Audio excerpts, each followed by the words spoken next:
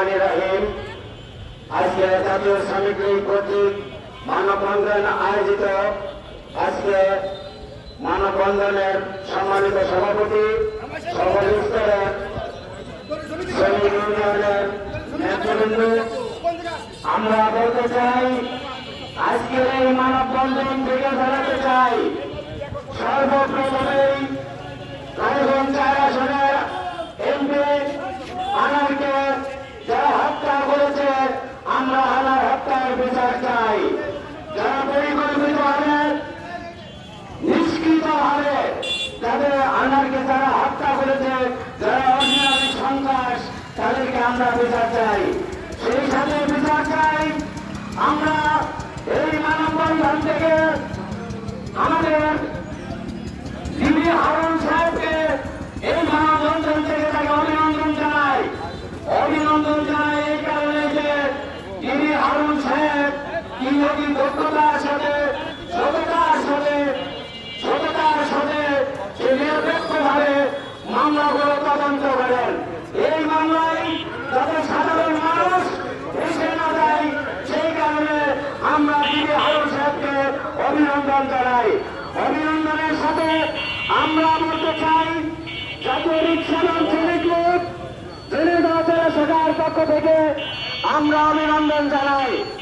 আমরা বলতে চাই আমাদের প্রিয় নেতা সাইদুল করিম মিন্টু একটি সত্য ঘটনা বলতে চাই।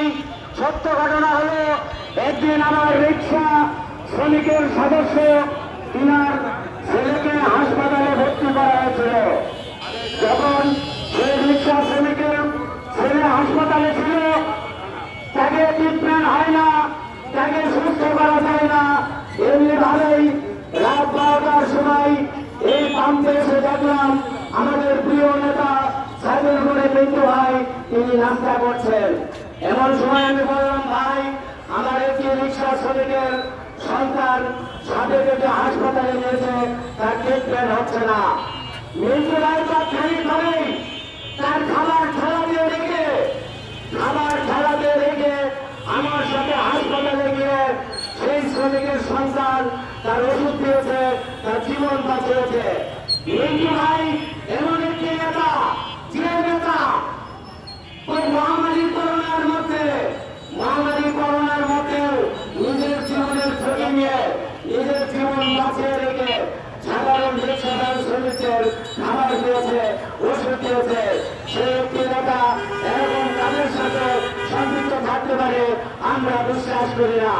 আমরা এই মানববন্ধন থেকে অবিলম্বে নিঃস্বার্থে মুক্তির দাবি জানিয়ে আমি আমার বক্তব্য শেষ করছি।